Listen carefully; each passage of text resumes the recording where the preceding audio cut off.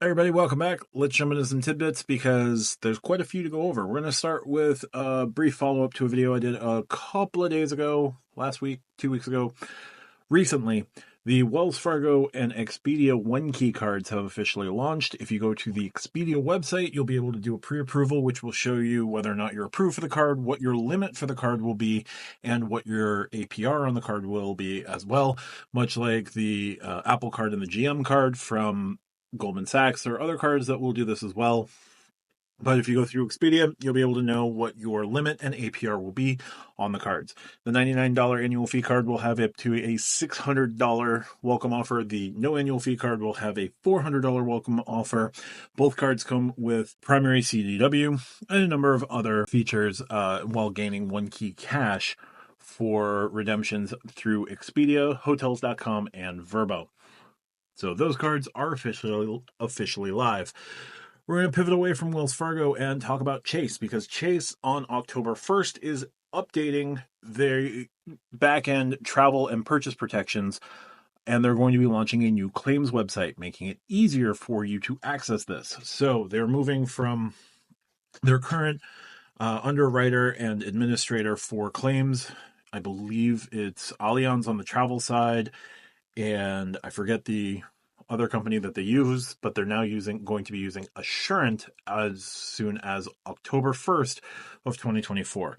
So there will be a new Chase branded website. This will be chasecardbenefits.com to access your complimentary benefits and file new claims all in one place, regardless of what card you have. Chase has also changed the benefit administrator and underwriter to Assurant, as I said, which they're taking over from eClaims Line. So eClaims Line was who you went through before. Now it's going to go through Assurant starting on October 1st. Number of changes to go through. This is coming from Danny the Deal Guru, and a number of other sites have reported on this as well. So let's get it out there. Auto rental coverage update across all products that don't already have a limit of $60,000 or more. Coverage will now include more vehicles. Card members will receive up to $60,000 in coverage for eligible vehicles with an MSRP of $125,000 or less, extending the notification period from 60 days to 100 days. Emergency evacuation and transportation. This will go across all products that have it. The service provider will now arrange and provide for emergency transportation for qualifying events, so card members will no longer need to pay up front and then file a claim. So if something happens, they're just going to take care of it for you.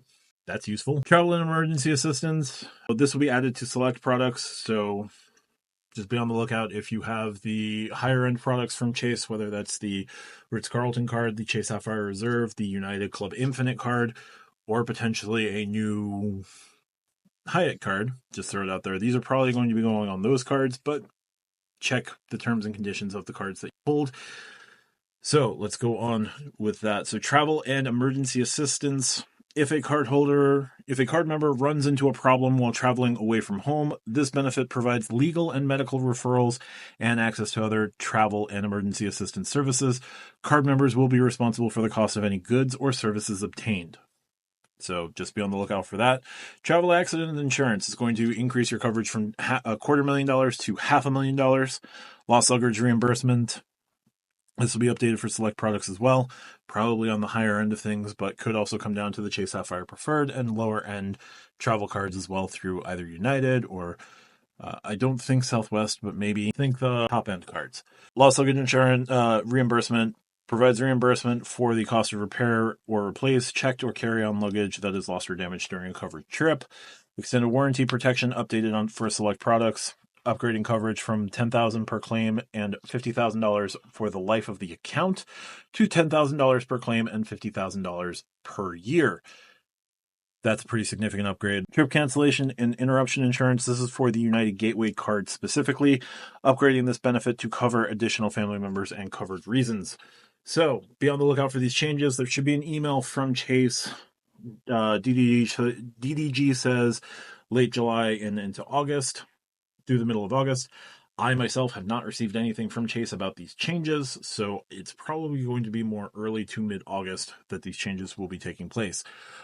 Also with Chase, I found on the churning subreddit that the Chase pre-approval webpage for credit cards is alive again, because they send it away and bring it back and send it away and bring it back every so often, because why not? So that is chase.com/pre-approvals.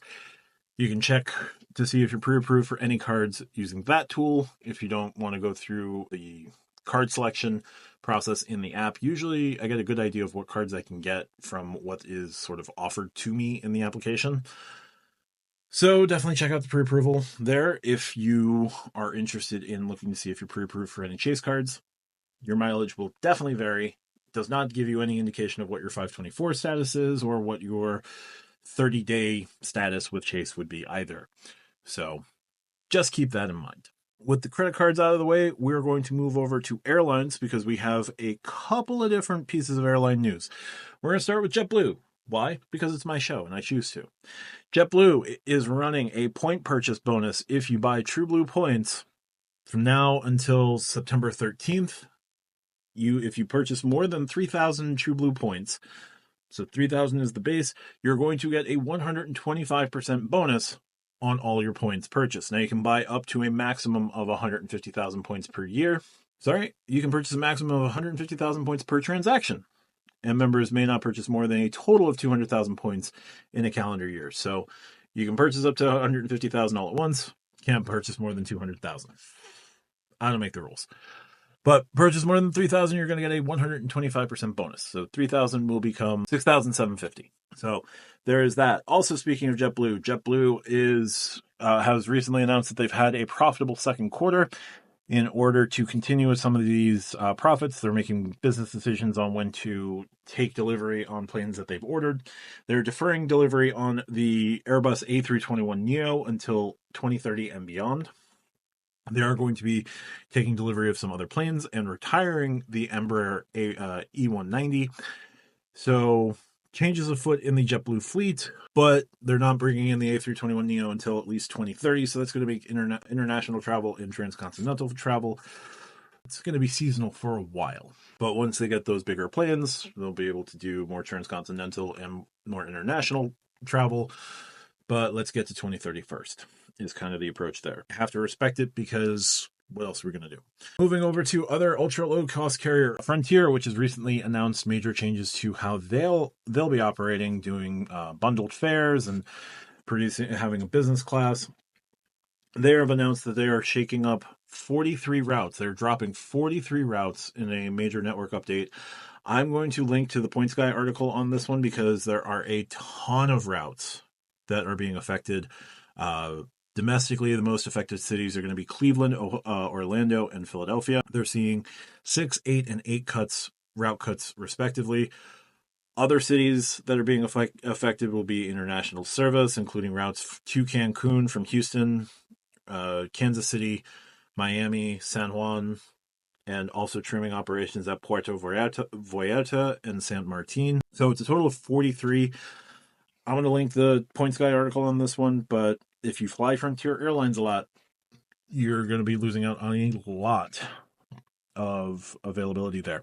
And finally, we're going to end the airline segment with Spirit, because we don't usually talk about Spirit here on the channel, and they have just announced a major overhaul in their business. They're bringing in a business model. They have 4 fare bundles now. They're adding priority check-in, and they're modifying their boarding process. This in light of Southwest also announcing that they're going to start moving to assigned seating and a business class, more legroom, reconfiguring some of their planes. So Spirit is also in the process of doing the same. So they're going to have 4 fare bundles. There is the Go, which is the basic fare, which includes personal item, free ticket changes, but doesn't include anything else. Go Savvy is their second most basic fare, offering a standard seat selection and a carry-on bag or a check bag, so you get a carry-on or a check bag. Go Comfy is their next most premium option, including a blocked middle seat, offering a blocked middle seat, group 2 boarding, a carry-on bag and a check bag, and a drink and snack.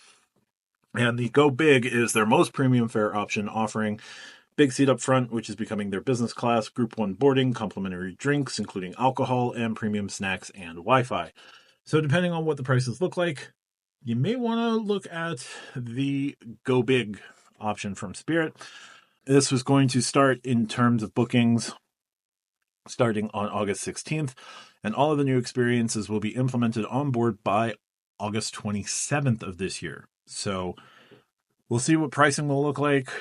We'll have to come back to that one. But if Spirit is a airline that has been of interest, or these new changes are something that you're interested in, check out the Spirit booking capabilities on August 16th.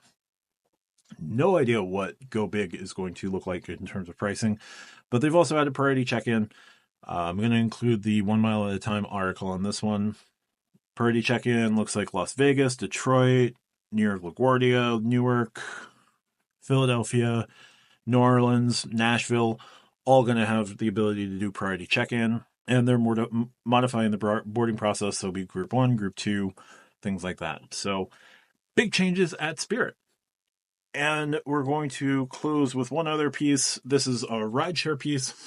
Lyft and Hilton have announced that if you complete 5 Lyft rides and your Hilton Honors account is connected to your Lyft account, you will get 1,500 Hilton Honors points.